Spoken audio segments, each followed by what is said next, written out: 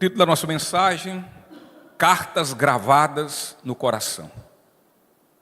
E o texto que nós vamos meditar encontra-se na segunda carta do apóstolo Paulo à igreja em Corinto, no capítulo 3, versículo 1 ao 3. Segunda carta aos Coríntios, capítulo 3, versículo 1 ao 3.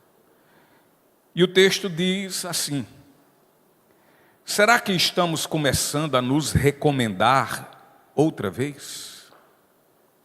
Somos como aqueles que precisam entregar-lhes e pedir-lhes cartas de recomendação? Vocês mesmos são nossa carta, escrita em nosso coração, para ser conhecida e lida por todos. Sem dúvida, vocês são uma carta de Cristo, que mostra os resultados de nosso trabalho em seu meio. Escrita não com pena e tinta, mas com o Espírito do Deus vivo, e gravada não em tábuas de pedra, mas em corações humanos. Meus queridos, a forma mais convincente quanto ao caráter de uma pessoa é expressa através da sua própria vida. É como mais é visto, como mais é testificado. O caráter de uma pessoa não é só por suas palavras, sua forma de falar, mas em especial pelo seu viver, pelo que de fato ele é no seu ser interior. O nosso viver mostra claramente quem somos. A nossa vida vai refletir às pessoas quem de fato somos. É tanto que quanto a conhecer mais as pessoas, isso exige intimidade. Isso exige mais um tempo de convivência. Quanto mais se convive, mais se conhece. Porque cada vez mais nós vamos mostrando quem de fato somos. Vamos mostrar nossas qualidades, mas com toda certeza vamos também mostrar os nossos defeitos. O próprio Senhor Jesus Cristo, no Sermão do Monte, em Mateus capítulo 7, versículo 20, ele vai dizer exatamente isso que há pouco estamos aqui a falar. Quando ele diz: portanto, é possível identificar a pessoa por seus frutos, pela sua vida. A natureza, queridos, interior das pessoas, ela mostra os seus frutos. A nossa natureza interior, o que somos de fato, ela vai mostrar os frutos que damos. E esses frutos são exteriorizados por meio de nossas vidas. O que as pessoas aparentam exteriormente, no falar, na sua presença ali ou acolá, mas essas aparências exteriores, elas serão de fato testificadas, provadas se de fato são verdadeiras, por meio da nossa vida, da nossa conduta diária. E Jesus disse lá em Mateus também, ainda nesse capítulo 7, no versículo 16, um pouco antes, no mesmo contexto do versículo 20, ele diz assim: vocês os identificarão por seus frutos. É possível colher uvas de espinheiros? Ou figos de ervas daninhas? Então Jesus busca os frutos do Espírito Santo, que ele fala nas bem-aventuranças, como também Jesus busca os frutos do Espírito Santo naquilo que Paulo fala em Gálatas capítulo 5, versículos 22 e 23. Tais frutos mostrarão de forma enfática o caráter do verdadeiro cristão. E Jesus, ele busca os frutos dos nossos lábios, dos lábios dos nossos lábios que professam fé em seu nome. O autor de Hebreus, no capítulo 13, versículo 15, ele diz assim: assim, por meio de Jesus, ofereçamos um sacrifício constante de louvor a Deus, o fruto dos lábios que proclamam seu nome. Ou seja, que o que nós falarmos sejam evidenciados nas nossas vidas. A vida e o ministério de uma pessoa são vistos exatamente em suas obras. A vida e o ministério de uma pessoa são observados e testificados em seu viver. E Paulo apresenta-se aqui como secretário de Deus, como servo de Deus. Mas o secretário, devido ao que ele diz que escreve a palavra na vida do povo do Senhor.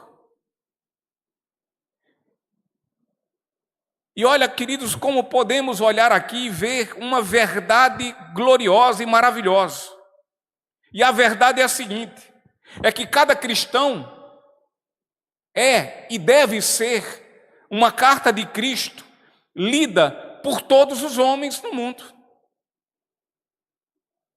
E Moisés, ele escreveu a lei do Senhor, ele escreveu em pedras. Mas nesse tempo, Deus escreve sua palavra em nosso coração. E Hebreus, no capítulo 10, versículo 16, o autor diz assim: esta é a nova aliança que farei com o meu povo. Depois daqueles dias, diz o Senhor, porei minhas leis em seu coração e as escreverei em sua mente. Meus irmãos, a graça de Deus, ela é algo do interior. Ela habita no coração, no nosso coração. Enquanto a lei é algo externo, é exterior. E Paulo escreve essa graça do Senhor, Paulo escreve com o Espírito de Deus, para que seja ela permanente, não com tinta, pois a tinta com o tempo ela se apaga, ela se acaba, ela se vai. O contexto aqui, em tudo que aqui falamos e nesses versículos, é que Paulo ele está nesse exato momento sobre grande acusação de um grupo de judeus. E esse grupo de judeus dizia que Paulo não era um verdadeiro apóstolo. E sabe por quê?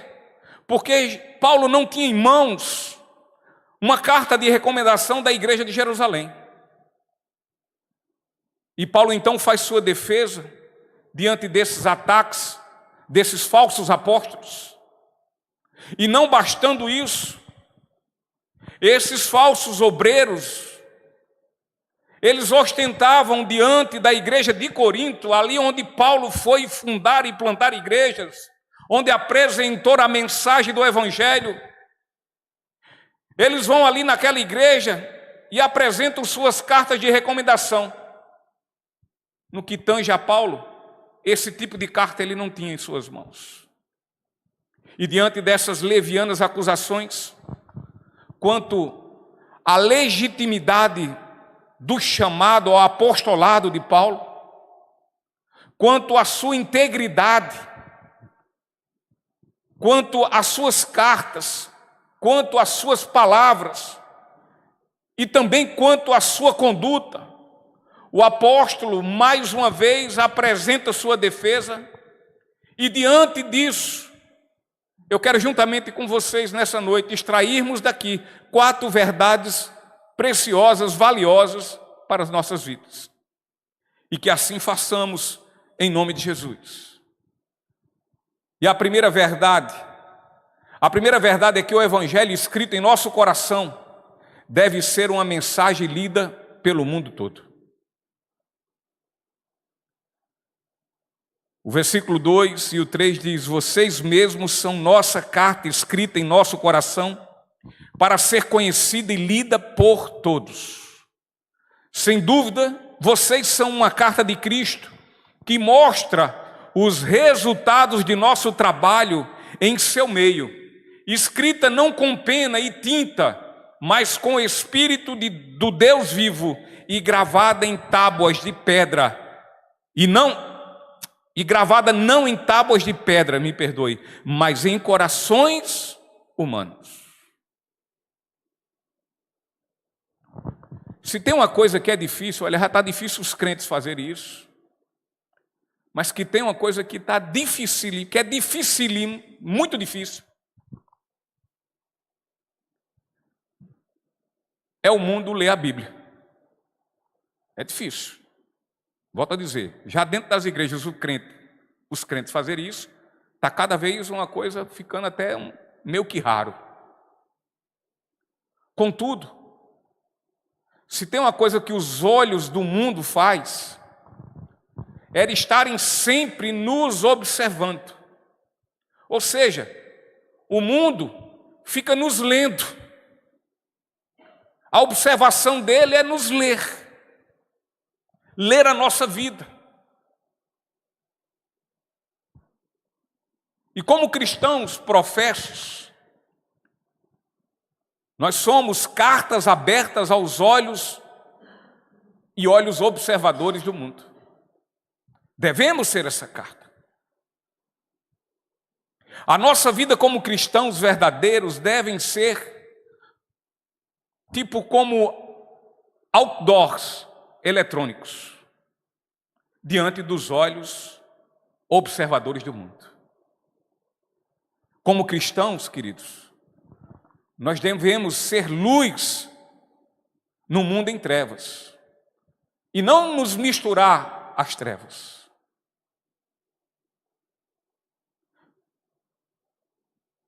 Porque, queridos, se somos iluminados pela luz de Cristo, que serventia terá essa luz que dizemos ter e que dizemos ser por ela iluminados?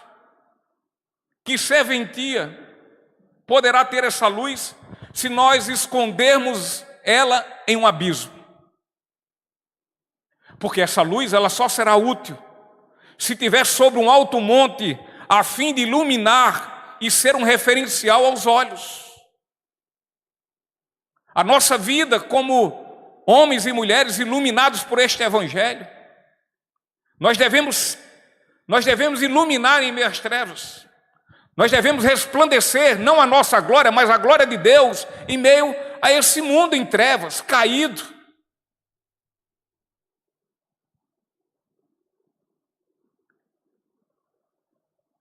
As nossas vidas como cristãos, elas devem também reverberar o Evangelho. Elas devem ser um som estrondoso, como de alto-falantes poderosos de Deus, aos ouvidos das pessoas que não conhecem o Evangelho, que têm dificuldade em ouvi-lo. A nossa vida deve ser estes alto-falantes, esse sistema de som de Deus, dos céus. Um cristão deve ser reflexo de Cristo. Portanto, ele deve ser uma propaganda viva do Senhor. Ele deve ser a mídia de Deus, a mídia desse Evangelho. Nossa vida deve ser um tipo de exposição do Evangelho. Aqui estamos a expor a palavra. Essa palavra nós recebemos. E essa palavra que recebemos, ela deve ser exposta às pessoas. E exposta, não somente nós falando, mas pelas nossas vidas. Somos, como cristãos, verdadeiras cartas de Cristo, meus irmãos. Lembrando que Ele é o autor dessa mensagem. Somos suas cartas endereçadas como sua mensagem ao mundo.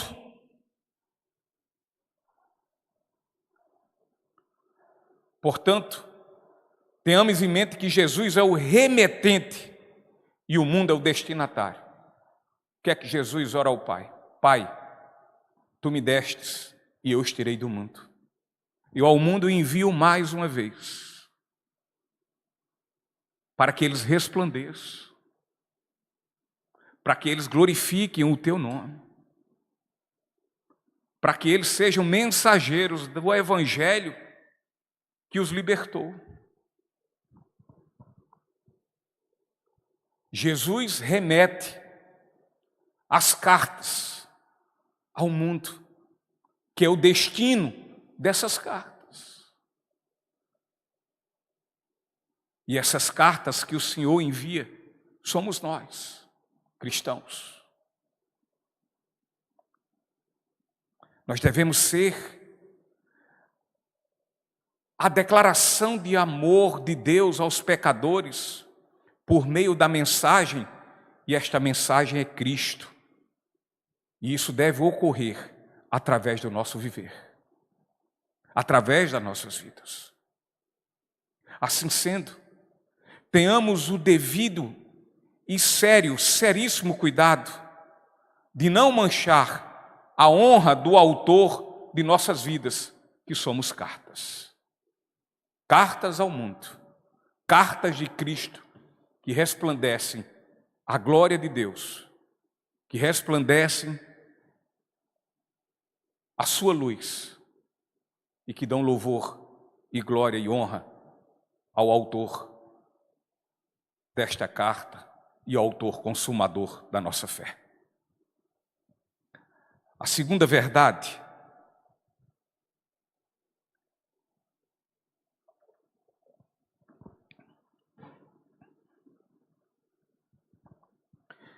é que o Evangelho escrito em nosso coração deve ser uma mensagem eterna.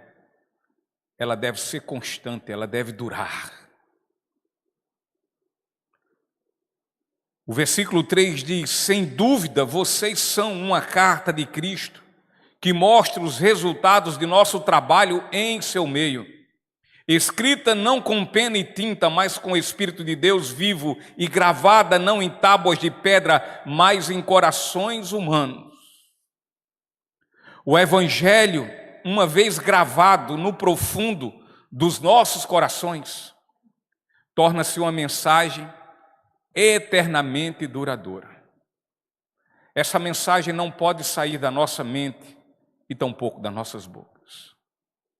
Essa mensagem não pode ser dissociada, divorciada da nossa vida, mas ao contrário, ela deve estar conosco eternamente. Afinal, queridos, esta mensagem ela não é escrita com pena e tinta. A tinta ela desbota, a tinta ela apaga. Mas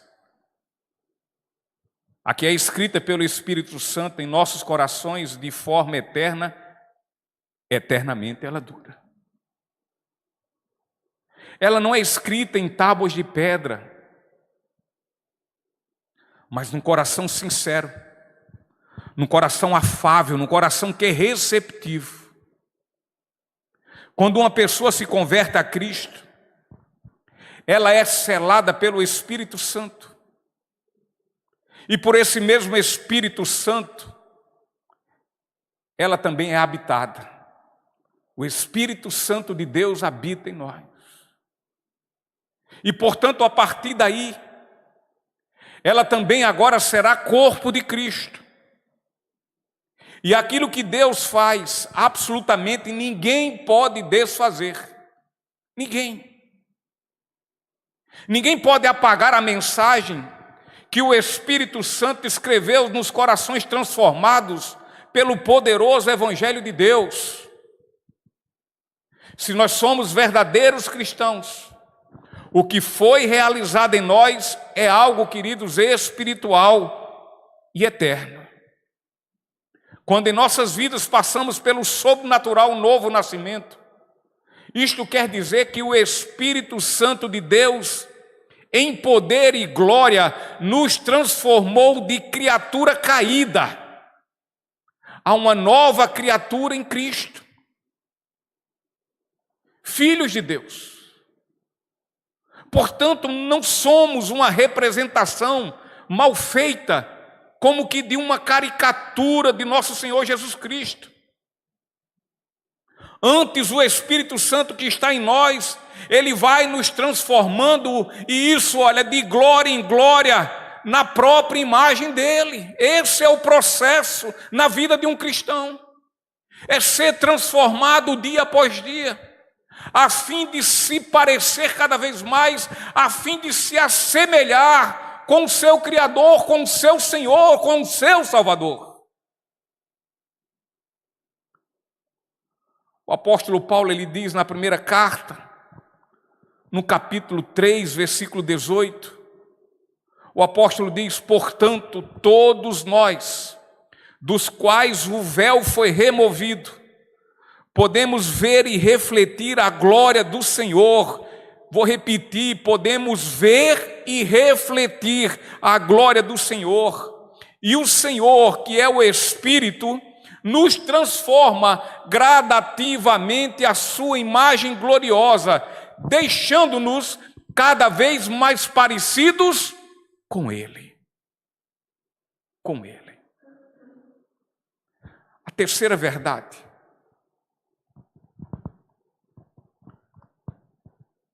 é que o Evangelho escrito em nosso coração torna-se a mensagem mais persuasiva, mais convincente de Deus. O versículo 2 diz: vocês mesmos são nossa carta, escrita em nosso coração, para ser conhecida e lida por todos. Para ser conhecida e lida por todos. Então, uma vida que experimentou o poder do Evangelho, portanto, por este mesmo Evangelho, poderoso Evangelho, foi transformada, tornando-se assim uma nova criatura. Passa esse a ser agora um argumento vivo. E também um argumento irresistível. Um argumento inconteste, de forma alguma pode ser anulado. Por mais que não creiam. A vida transformada dos coríntios era a carta de recomendação de Paulo. Em 1 Coríntios capítulo 6, versículo 9 ao 11, o apóstolo Paulo diz o seguinte: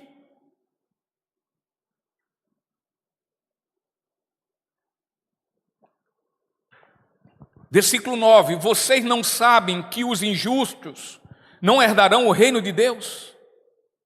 Não se enganem, aqueles que se envolvem em imoralidade sexual, adoram ídolos, cometem adultério, se entregam às práticas homossexuais, são ladrões, avarentos, bêbados, insultam as pessoas ou exploram os outros, não herdarão o reino de Deus.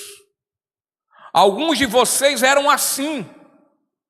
Olha o que Paulo está falando. Alguns de vocês viviam assim.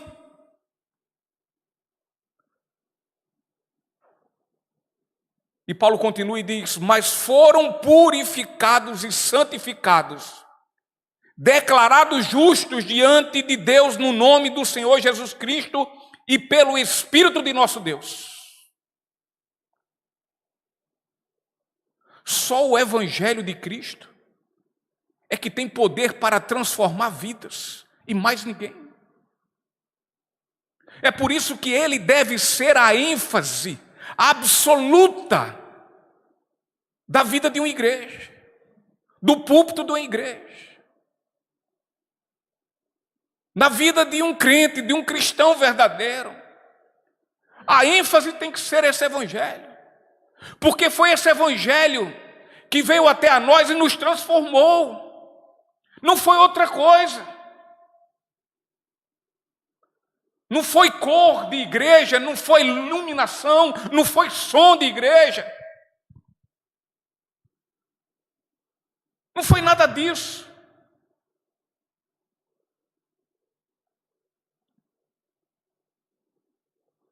Não foi liturgia de igreja. Foi o Evangelho. Foi a palavra de Deus. Foi o próprio Cristo.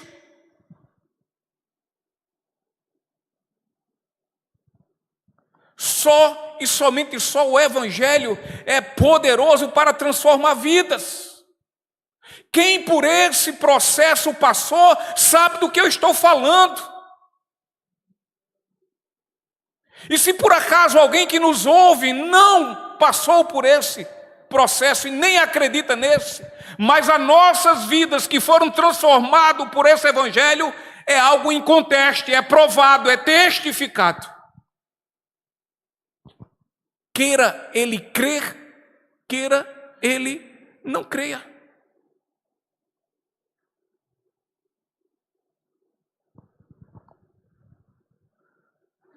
Somente a verdade de Deus ilumina os olhos daqueles que estão perdidos na imensidão sombria das trevas do pecado.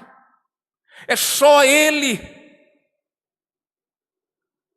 É só a verdade de Deus, é só a sua mensagem, é só a sua palavra, é só o seu Evangelho que abre os nossos olhos para que nós possamos ver quão perdidos nós somos e estamos.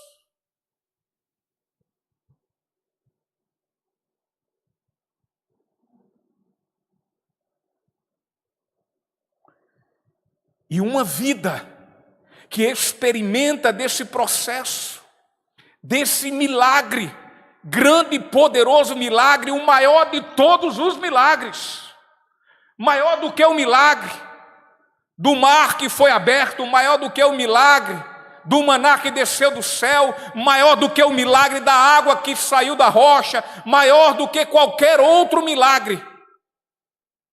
Independente do que esses milagres apontem para a cruz, mas eu estou falando do milagre literal, dos olhos que foram abertos do cego, do paralítico que se levantou e andou, daquele que estava cheio de feridas, leprosos, e o Senhor o purificou.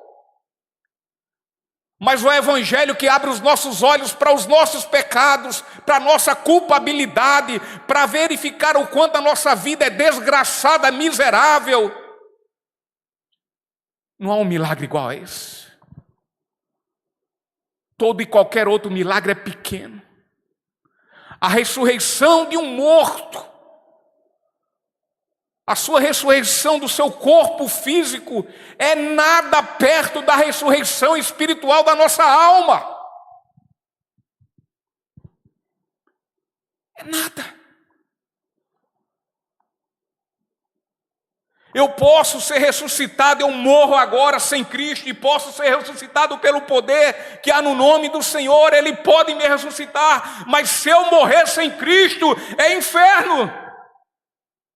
Se eu morrer sem Cristo, sem ter os meus olhos iluminados, a fim de que eu veja a imensidão sombria das trevas do pecado na minha vida, eu vou morrer perdido, eu vou morrer condenado, eu vou morrer injustificável.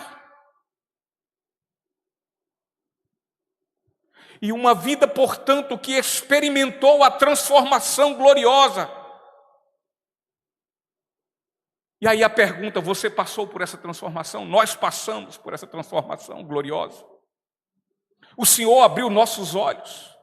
O Senhor nos fez enxergar nossos pecados. Nós os reconhecemos, nós nos arrependemos dele e entregamos nossas vidas ao Senhor, reconhecendo Ele como Senhor e Salvador, reconhecendo Ele que Ele é o Cordeiro Santo, digno de toda honra e todo louvor e toda glória, que se deu na cruz pelos nossos pecados, nós assim o reconhecemos.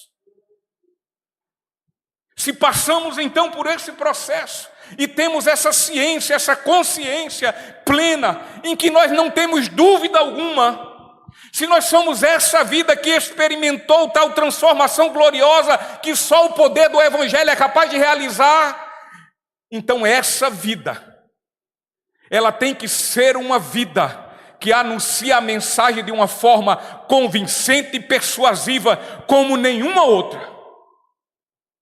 Nenhuma outra. A questão é, as pessoas olham para a gente e vê Cristo? E veem em Cristo? A questão é essa.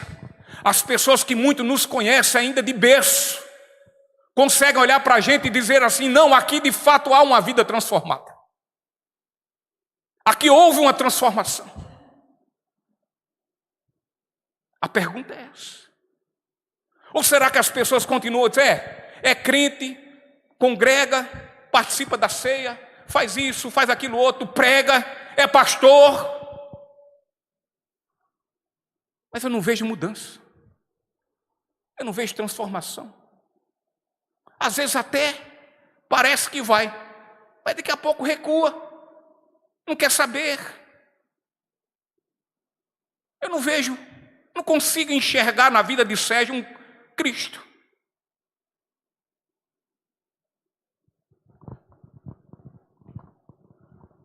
As pessoas têm olhado para a gente e têm visto em nós a carta de Cristo endereçada ao mundo.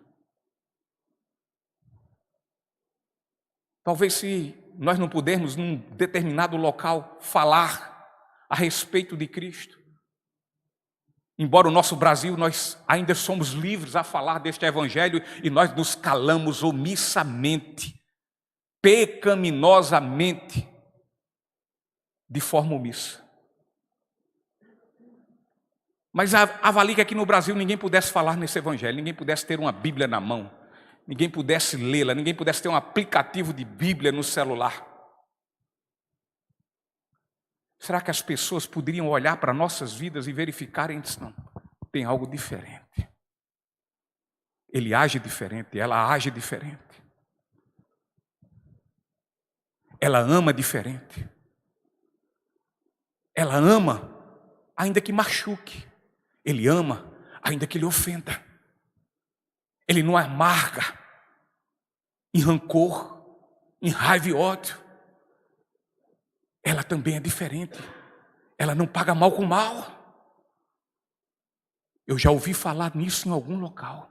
Me parece que é naquela Bíblia, num tal do Evangelho que é proibido de se pregar aqui.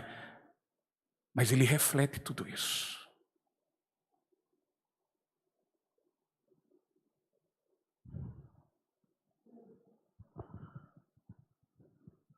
O pastor Hernandes Dias Lopes, ele conta que certa vez um incrédulo perguntou a um cristão neófito, um novo convertido, perguntou a ele se de fato ele confiava na Bíblia. E se ele confiava e tinha como verdade os milagres relatados lá na Bíblia. E a pergunta que esse incrédulo fez foi o seguinte: você ainda acredita nesse relato de que Jesus multiplicou pães e peixes? E que Jesus também transformou água em vinho? Você acredita mesmo nisso? E aquele novo convertido,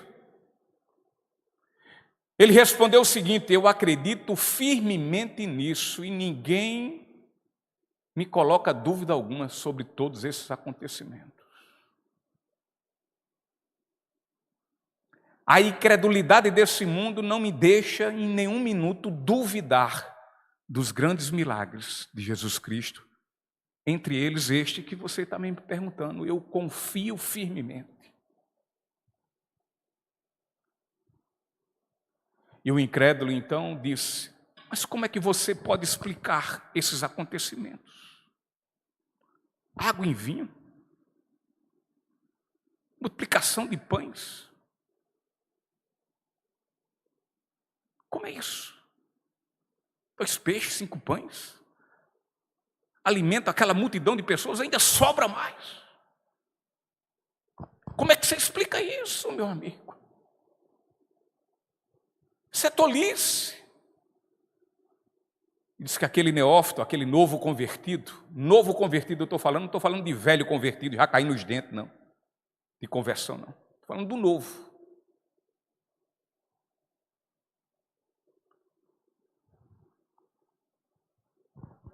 Aquele novo convertido respondeu o seguinte: sabe por que eu acredito nisso? é que na minha casa, Jesus transformou cachaça em comida.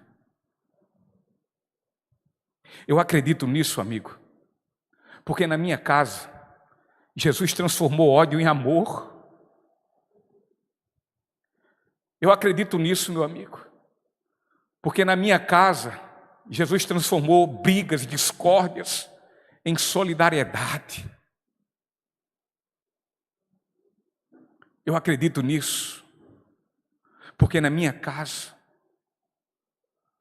Jesus transformou adultério em respeito, em honrar o seu cônjuge.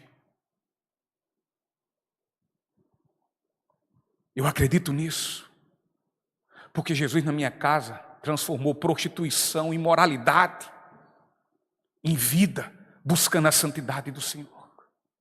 Eu acredito nisso, porque na minha casa, Jesus transformou trevas em luz. Jesus transformou perdição em salvação. Eu era condenado e merecia a minha condenação, mas Ele me salvou por pura misericórdia e graça. E, portanto, todos esses milagres e tantos outros que acontecem, eu creio firmemente.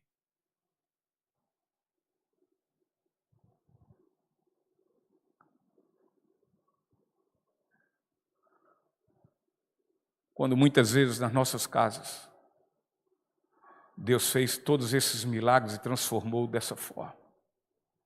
E muitas vezes a gente quer inserir coisas que Deus já as repudiou e as tirou da nossa vida. Muitas vezes, nas casas dos crentes, onde Deus tirou a cachaça, eles agora colocam de novo.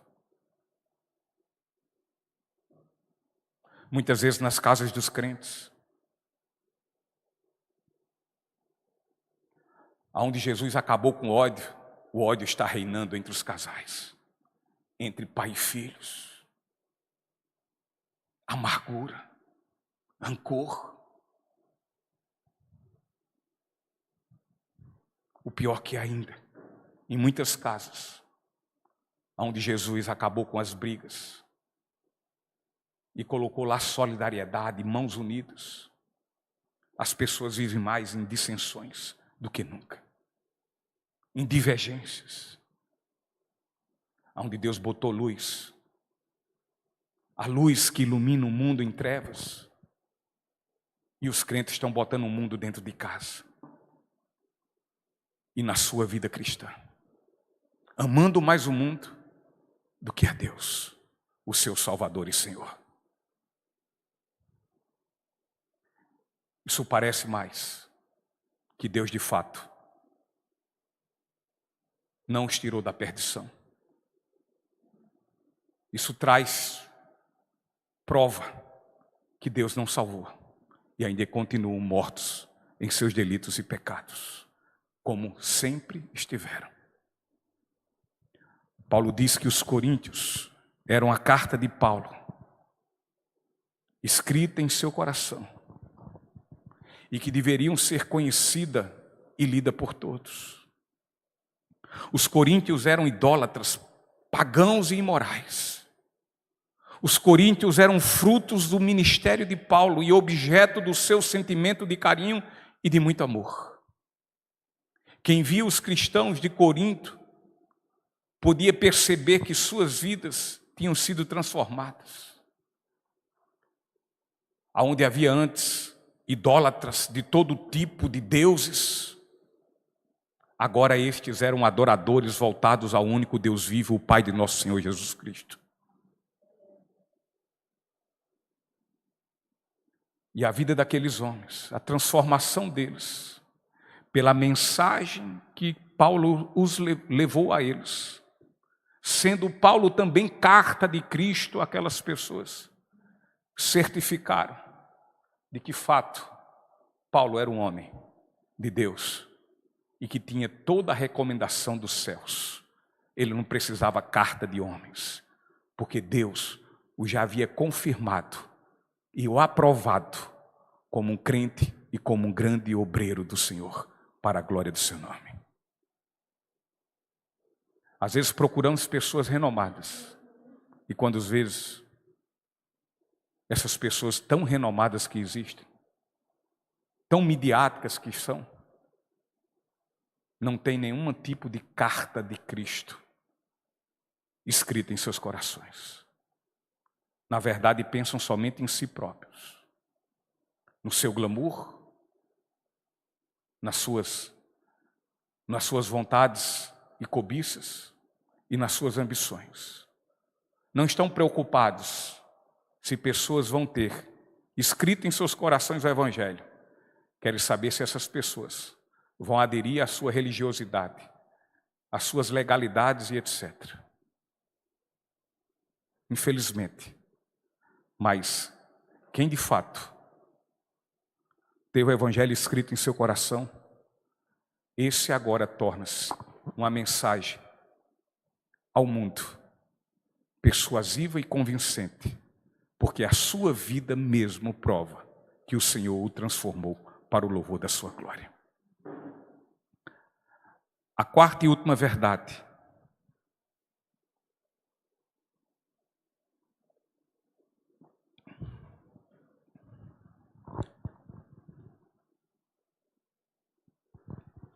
é que o Evangelho é a mensagem da verdade mais profunda de Deus escrita no coração de um homem. Sem dúvida, vocês são uma carta de Cristo que mostra os resultados de nosso trabalho em seu meio. Escrita não com pena e tinta, mas com o Espírito do Deus vivo, e gravada não em tábuas de pedra, mas em corações humanos. A antiga aliança, ela foi escrita e gravada em tábuas de pedra, mas a nova aliança, ela foi escrita em corações humanos. A lei é um mandamento externo. A graça é um princípio e fundamento interno. É um princípio. A lei foi escrita fora e a parte de nossas vidas. Mas a graça de Deus, ela foi escrita e gravada cá dentro dos nossos corações, dentro de nós. A lei passa-nos as exigências do que nós temos que fazer para Deus.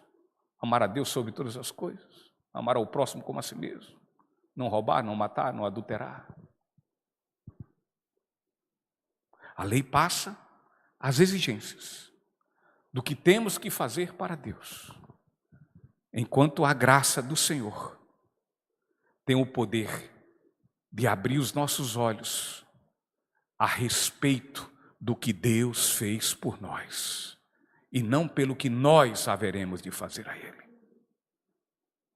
E mediante esse abrir dos olhos, aí sim, haveremos de lutar para viver, a agradar o Senhor, a fazer o que é a vontade dEle, lutando dia após dia, ao cumprimento dessa lei que outrora nos acusava e nos condenava e ainda nos condena. Ainda nos acusa dos nossos erros, porque nenhum de nós cumprimos os mandamentos. Cristo é que cumpre por nós. Mas não por isso temos que viver alheios a este mandamento de Deus, aos seus mandamentos, aos seus critérios, aos seus propósitos. Antes, nós lutamos para vivermos em submissão ao que é vontade de Deus, às suas ordens, à sua lei, à sua palavra.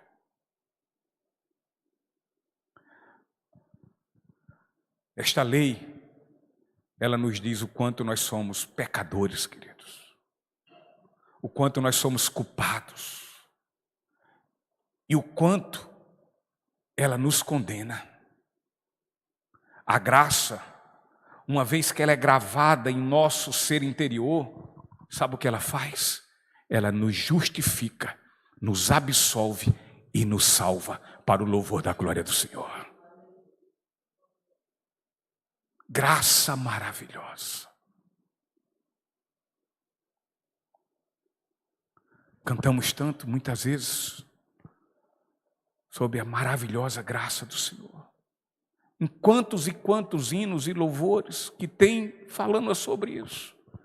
Mas parece que não conseguimos entender o que falamos e o que cantamos.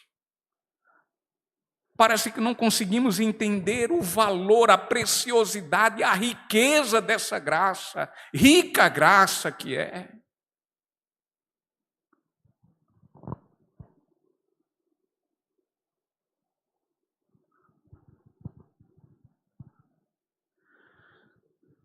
Os coríntios eram a carta de recomendação de Paulo, pois ficava claro que suas vidas transformadas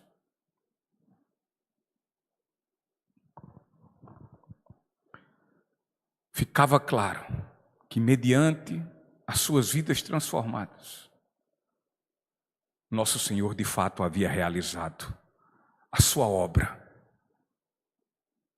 nas suas vidas. Não havia dúvidas que eles eram cristãos. E eles não eram cristãos pelo poder de Paulo, mas eles eram cristãos por intermédio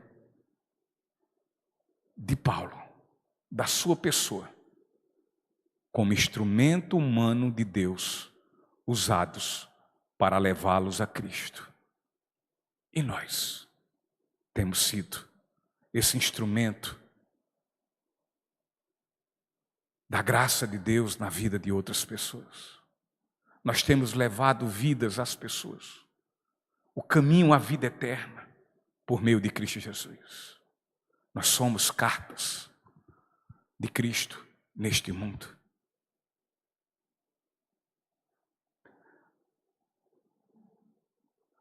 Portanto, aqueles irmãos em Corinto, eram as credenciais de Paulo.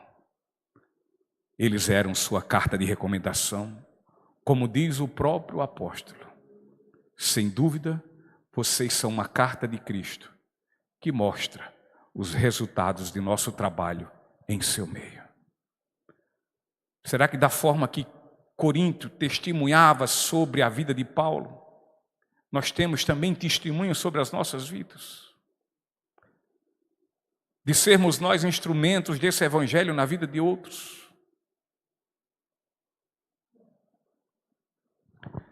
Enquanto as cartas de recomendação usadas pelos inimigos, meus irmãos, os inimigos de Paulo, enquanto elas eram escritas com tinta, a de Paulo era escrita com o Espírito do Deus vivo. E, portanto, era de natureza divina a sua carta. Não vinha de homens pecadores. Quantas cartas saem daí de igrejas para igrejas, recomendando A ou B ou C, e quando, na verdade, as cartas de recomendações escritas em tintas nada têm a ver com a vida daqueles que chegam em tantas igrejas espalhadas nesse mundo, transferidas de um lado para outro, sejam crentes comuns, assim como também pastores. Uma carta escrita com tinta pode desbotar, ela pode ser apagada, ela pode ser destruída.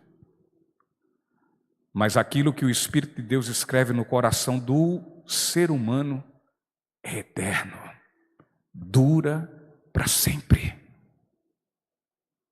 Se é crente, vai ser crente. Se é cristão verdadeiro, vai ser cristão verdadeiro até o fim. Ele vai perseverar até o fim. Pode o amor de todos sumir devido à iniquidade. Pode o mundo ficar pior do que já está e vai ficar, não se engane. Vai ficar. Mas aquele que é salvo, aquele que tem escrito no seu coração o Evangelho de Deus por meio do Espírito Santo, esse vai perseverar até o fim. Pode dar o sangue na canela.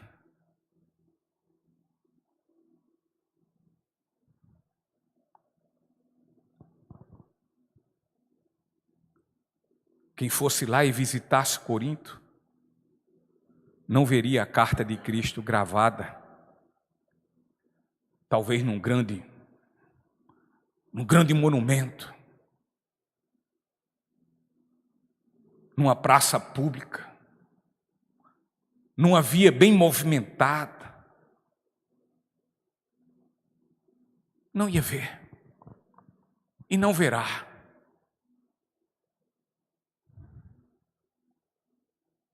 Porque a carta de Cristo, lá em Corinto, ela havia sido escrita no coração e na vida dos cristãos daquela cidade. Na sua vida, na sua transformação, no seu viver para Cristo, no seu morrer para si mesmo e no seu viver somente para Cristo. São nessas vidas que a carta de Cristo é lida, é vista.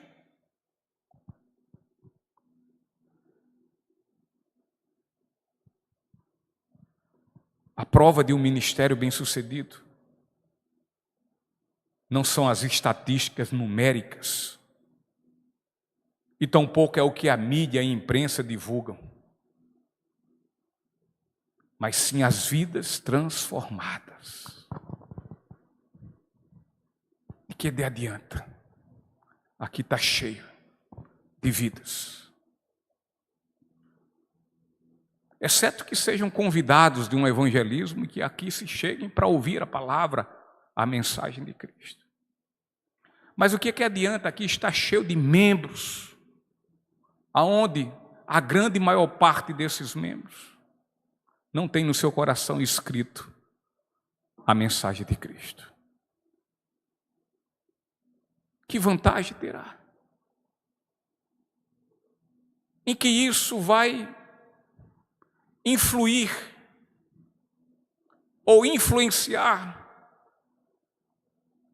nesse mundo caído? Crentes que têm um compromisso com Deus, somente um compromisso religioso de um culto e outro culto, mas que não tem compromisso de ser carta de Cristo nesse mundo caído, através da sua vida, levando a mensagem a todas as pessoas. Que vantagem tem? As estatísticas do IBGE dizem que nós somos em 50 milhões de evangélicos. Eu não acredito nesse número. Ele é muito, mas muito aquém do que isso. Você avalia o que é 50 milhões de pessoas, de crentes, saindo mundo afora, ou Brasil afora, melhor dizendo, já que são crentes evangélicos cristãos no Brasil. Vê que trabalho glorioso, missionário, evangelístico iria ser. Avalia assim, a gente pegar assim algumas muitas igrejas grandes aqui dentro de João Pessoa, da nossa capital. Uma com 5 mil membros, a outra com 6, a outra com 10, a outra com não sei quantos, a outra... E dissesse, gente, vamos fazer o seguinte, pelo menos de 3 em 3 meses. 3 em 3 meses. Nós vamos sair para evangelizar, enquanto os testemunhas de Jeová, os mormons, os adventistas, estão aí todo dia no meio da rua, debaixo de sol.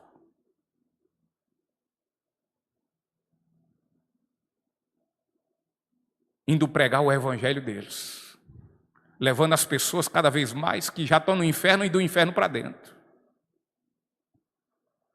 E eu volto a dizer, por isso Jesus é muito lindo. Ele diz, os filhos das trevas são mais diligentes, responsáveis com o seu reino do que os filhos da luz são com o meu reino. Mas avalia assim que de 3 em 3 meses, juntasse pelo menos aí algumas igrejas que rapidamente fariam um número aí de pelo menos 20 ou 30 mil pessoas. E vamos dizer, meu irmão, que Não fossem todos, fossem só 20%. De 30 mil dariam quanto? 6 mil pessoas.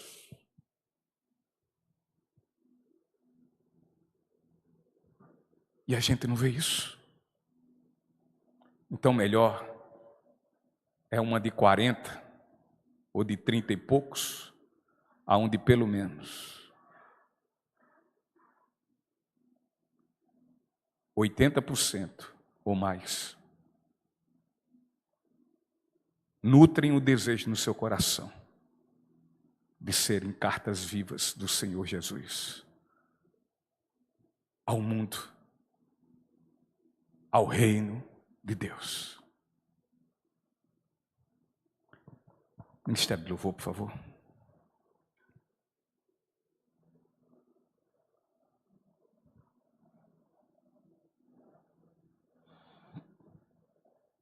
Portanto, e por isso, é muito mais fácil um legalista gabar-se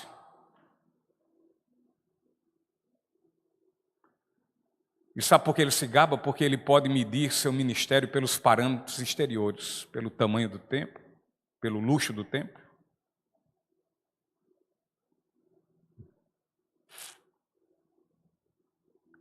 E pelo número de pessoas que ali estão. Fala em tamanho de templo, em luxo de templo, as coisas estão muito parecidas com naquela época, quando construíram a Basílica de São Pedro. Diz que um papa e um padre conversando diziam assim um ao outro: agora, preste bem atenção no que eu estou falando, agora nós podemos dizer: temos ouro e temos prata. Aí o padre olhou para o papa e disse: só não vamos poder dizer, levanta e anda. E as igrejas evangélicas estão vivendo isso. Templos palacianos, preocupados com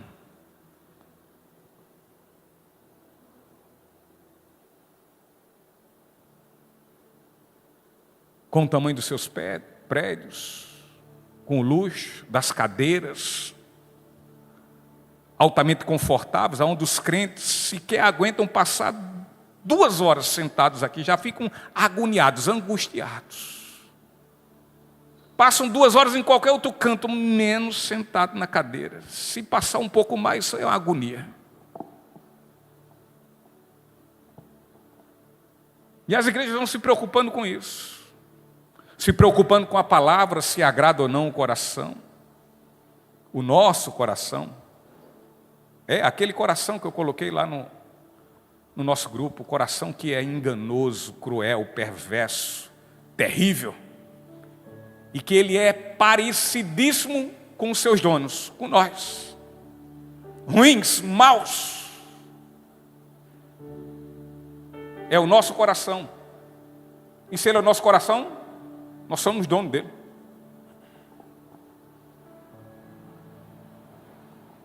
Esse coração, evidentemente, que todos nós sabemos, é a nossa mente. É o que pensamos. É o que você e eu estamos pensando agora, nesse exato momento.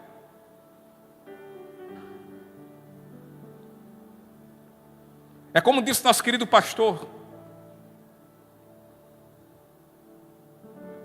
Ele disse: muitas vezes nós estamos aqui na igreja, cantando, daqui a pouco o pensamento vem. E você pensa o que não presta. Você pensa imoralidades. Às vezes nós estamos orando e meio que desespera, você instala aqui, eita, eu tenho que fazer isso, eu tenho que pagar uma conta tal. Atrapalha a sua oração.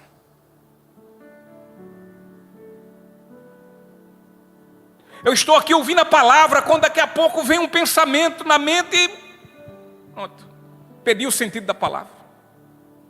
Talvez o pensamento na mente diz: que palavra chata. Ou que palavra demorada.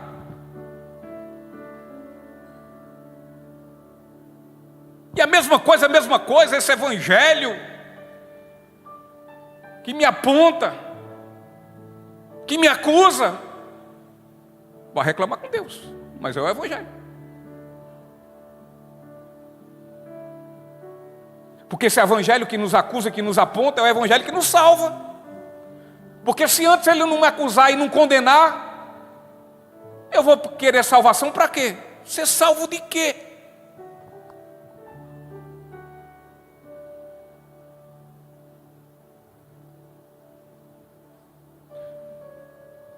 Então, muitas denominações e igrejas estão preocupadas com a ostentação dos seus ministérios. Então, tais como os papas, a igreja católica lá atrás, tão criticadas por isso, estão fazendo hoje.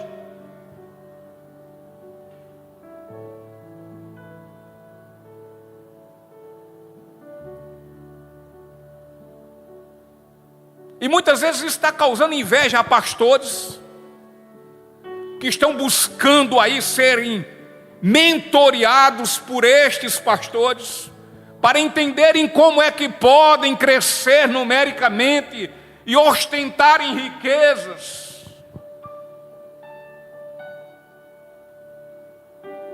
Estão trazendo inveja a membros de igrejas sérias, bíblicas, a buscarem igrejas de oba-oba, do que afaga meu coração, do que ela pode me oferecer. Ei, nós estamos na igreja para nos oferecer ao Deus da nossa salvação.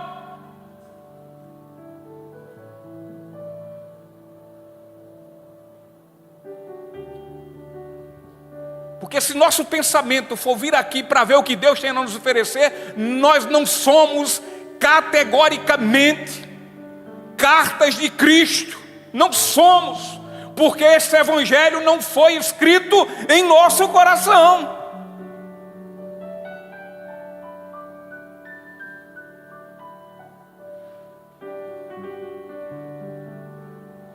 Então esses legalistas, esses falsos profetas, esses falsos pastores, esses servos de Satanás, em meio às suas sinagogas de Satanás, eles gabam-se sim do tamanho, da ostentação, do tamanho dos seus ministérios.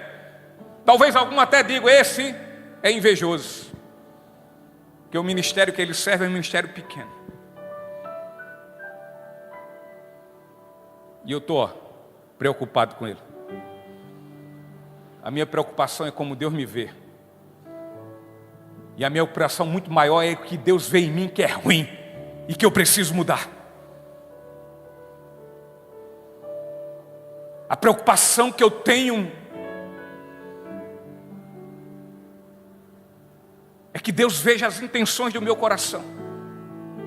Mas nem por isso não podemos deixar de ter a preocupação de mudar naquilo que precisamos mudar para alegrar o coração do nosso Deus.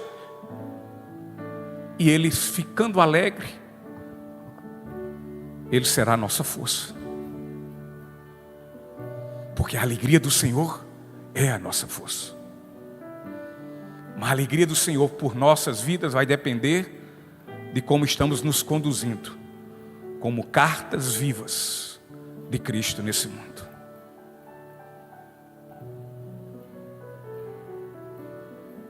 O cristão que ministra pacientemente pelo Espírito de Deus, ele deve deixar os resultados na mão de quem? Do Senhor, de Deus.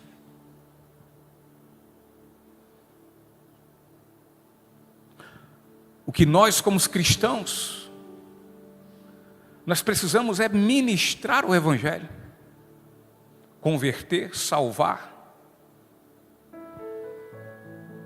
Não nos cabe.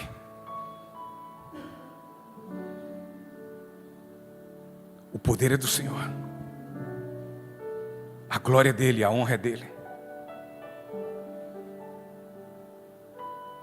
Como é triste, meus irmãos, como é triste que ali em Coríntios tiveram muitos que seguiram os judaizantes presunçosos, que seguiram aqueles falsos apóstolos, aqueles falsos pastores, profetas. Como é triste que eles seguiram, se deixaram levar por isso.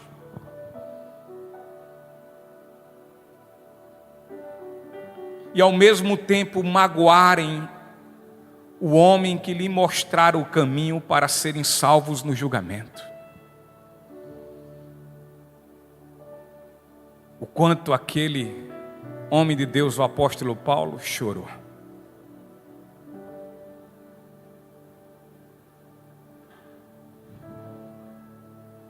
O quanto ele se sentiu magoado.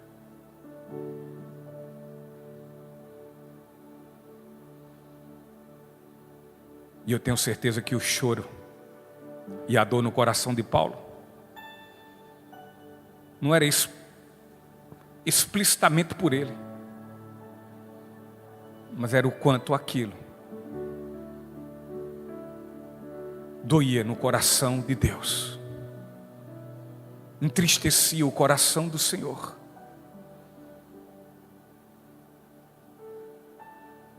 Que deu seu Filho unigênito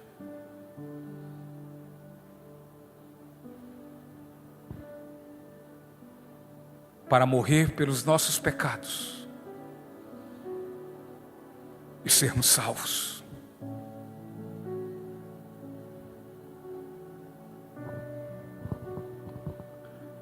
E ainda hoje continua sendo visto tristemente que muitos outros deixam ministérios recomendados divinamente. Quem recomenda o ministério divinamente? Deus. Mas como podemos saber se está recomendado divinamente? Esse ministério é bíblico? Se não for, deixe. Saia dele. Abandone-o. Abandone-o não. Corra e tenha esse livramento.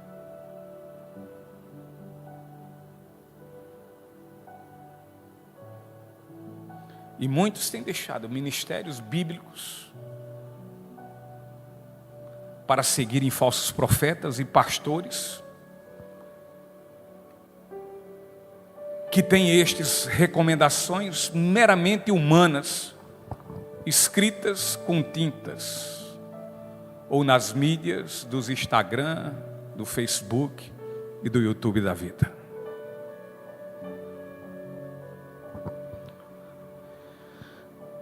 Os cristãos de Corinto estavam gravados em amor no coração de Paulo.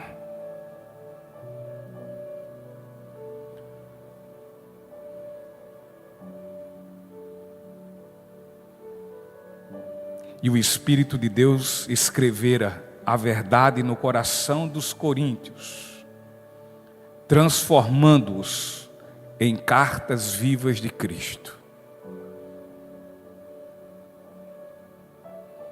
Sem nenhuma presunção, e tampouco nenhum orgulho, porque se há algo que eu tenho a me orgulhar, faço minhas palavras do apóstolo Paulo, será somente na cruz de Cristo, só e somente só.